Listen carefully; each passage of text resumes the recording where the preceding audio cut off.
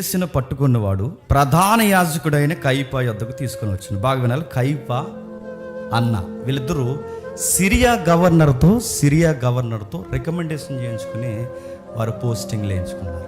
కొంచెం ఆ ఫ్యామిలీకి ఏం ప్లేస్ ఇవ్వడని చెప్తాను, సందర్భం వచ్చినప్పుడు సరే మాట్లాడతాం. రికమెండేషన్ చేసుకుని పెద్దలు ఎన్నో అడుగుతున్నాను, సేవలోకి రికమెండేషన్ చేసుకుని పోస్టింగ్ చేసుకున్న వాళ్ళు సేవను ఎలా చూస్తారండి?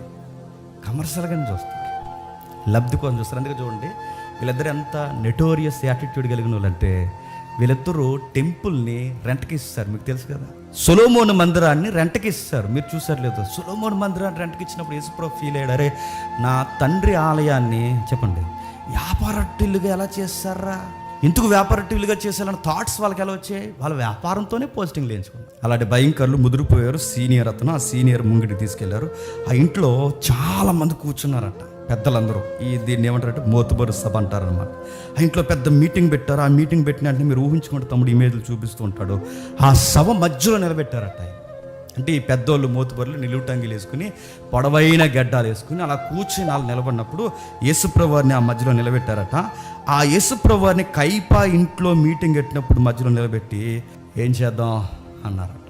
టక్ టక్ మన అప్పటికే ప్లాన్ అంతా రెడీ అయిపోయిందండి, స్క్రిప్ట్ రెడీగా ఉంది, ప్రవేశపెట్టండి అన్నారు. టక్ మన సాక్షులు వచ్చారు. సాక్షి వచ్చాడు. ఏం చెప్తాడు రా సాక్షి అంటే ఏం చెప్తారు? రకరకాల ప్రశ్నలు అడుగుతున్నారు. ఒక్కడనే చేసి వాళ్ళు నిలబెట్టారు. రకరకాల ప్రశ్నలు అడుగుతున్నారు. ఆ ప్రశ్నలన్నీ అడిగి ఏంటంటే ఆ సాక్షి ఒకటి చెప్తున్నారు, సార్ నా దగ్గర ఒక సాక్ష్యం ఉంది అన్న. ఏంటి నీ సాక్ష్యం అని అడిగితే, ఏమి లేదు సార్, నేను చెప్తున్నది ఏంటంటే ఇతగాడు దేవాలయాన్ని పడగొట్టి 3 రోజుల్లో కడతానన్నాడు, దానికి విట్నెస్ నేనే. ఓయ్ నిజమని చెప్పేది అన్నట్టుగా మౌనంగా ఉన్నాడు. టకటక మన సాక్ష్యాలు చెప్పేస్తున్నారు, ఒకటి వెనకాల ఒకటి సాక్ష్యం చెప్తున్నారు. అంటే వీళ్ళంతా పక్కా స్క్రిప్ట్ వేసి కూర్చున్నారనమాట. ఆ ప్లానింగ్ వేసి కూర్చోబెట్టి సాక్ష్యాలు చెప్తున్నారు, సాక్ష్యాలు ఉటంకిస్తున్నారు. అప్పుడు ప్రధాన యాజకుల్లో ఒకళ్ళు లేచి అన్నాడు, నాకు ఒకటి గుర్తొస్తుంది, నేను మాట్లాడుతున్నాను. ఒకళ్ళు లేచి అన్నాడు, దేవాలయాన్ని కట్టడం ఇదంతా కాదు కానీ ఒక ప్రశ్న అడుగుతున్నాను, నువ్వు సన్ ఆఫ్ గాడ్ బ్లాస్ఫమీ, ఇది సాక్షులతో పని ఏముంది? దేవదూషణ ఇంతకన్నా దోసినట్టు దేవుడి కుమారుడు, మానవుడు దేవుడి కుమారుడు అని చెప్పుకోవడం అంటే మేఘారుడైన పదం చిన్న పదం కాదు. మనకి స్ట్రైక్ అవ్వకపోవచ్చేమో కానీ ఆ మోతుబర్లకి స్ట్రైక్ అయింది. ఏమని? మేఘారుడే వచ్చినట్టు. ఆ పదం ఏంటి? ఆ దానియేలు చెప్తున్నాడే దేవుడు మేఘాల మీద వస్తాడని, ఆ యెహెజ్కేలు చెప్తున్నాడే దేవుడు మేఘాల మీద వస్తాడని, ఆ పాత నిబంధన ప్రవక్తలు చెప్తున్నారే దేవుడు మేఘాల మీద వస్తాడని. ఆ దేవుడు మాత్రమే మేఘాల మీద రాగలడు, కానీ ఆ మేఘాల మీద నేను కూడా వస్తానని చెబుతున్నాడంటే ఏమని క్లైమ్ చేసుకుంటున్నాడు? ఐ ఆమ్ గాడ్ అని చెప్పుకుంటున్నాడు. నేను దేవుణ్ణి అని చెప్పుకుంటున్నాడు. కనుక వెంటనే వస్త్రాలు చెప్పుకుని యెహోవా దేవుడై ఉండగా యేసు దేవుడు అని చెప్పుకుంటున్నాడండి. యేసు నజరేయుడైన వాడు, యేసు సామాన్యుడైన వ్యక్తి. ఇక మనకి సాక్షులతో పనేముంది? లేచారు, రకరకాలుగా మాట్లాడారు, బెదిరించారు, కొట్టే ప్రయత్నం చేశారు, ఆనబెట్టారు. ఒక మాట అన్నారు, అయిపోయారు, వట్టేది చెప్తున్నాను, ఇంక అయిపోయావు అన్నారు. అంతే, నీ సంగతి తేల్చేస్తా ఉన్నారు. బట్టలు చింపుకున్నారు, పైనుంచి కిందకి తెలిసారు, మాట్లాడారు, రకరకాల విషయాలు మాట్లాడారు. ఈ లోపల శిష్యులు చెదిరిపోయారు. అప్పటికి అయిపోయింది వ్యవహారం. ఇదంతా ఎక్కడ జరుగుతుందంటే కయప ఇంట్లో జరుగుతుంది. మీటింగ్ ఎక్కడ?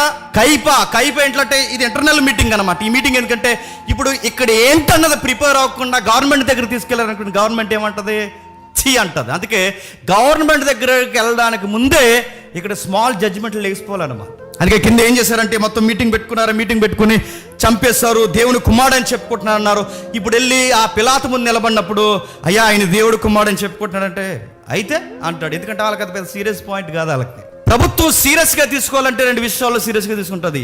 యాంటీ గవర్నమెంట్ ఫామ్ చేస్తున్నాడని చెప్తే సీరియస్ అవుతుంది. ప్రభుత్వ వ్యతిరేక ప్రభుత్వాన్ని చీలుతున్నాడు అన్నప్పుడు యాంటీ అవుద్ది. మొత్తం రెడీ అయ్యారు, తీసుకెళ్లారు, అక్కడ నిలబెట్టారు. బాగా వినాలి, ఈ రోజు మనం ఆలోచించబోతున్నది పిలాతు కొరకు. మర్చిపోకండి, ఎవరి కొరకు?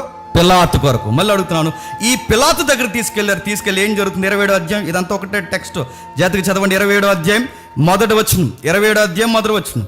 ఉదయమైనప్పుడు ప్రధాన యాజకులు ప్రజల పెద్దరందరూ యేసుక్రీస్తు వారిని చంపవలనని ఆయనకు విరోధముగా ఆలోచన చేసినట్టు నైట్ అంతా ఇదే పనిలో ఉన్నారనమాట. విరోధముగా ఆలోచన చేసి ఉదయం అయినప్పుడు ప్రధాన యాజకులు ప్రజలందరూ యేసును చంపవలనని ఆయనకు విరోధముగా ఆలోచన చేసి చంపేచ్చుగా. మరి చంపాలనుకున్నప్పుడు చంపేచ్చుగా, ఎందుకు చంపలేదు? చంపాలనుకున్నారు, చంపేయాలని ఫిక్స్ అయిపోయారు, మరి చంపేచ్చుగా.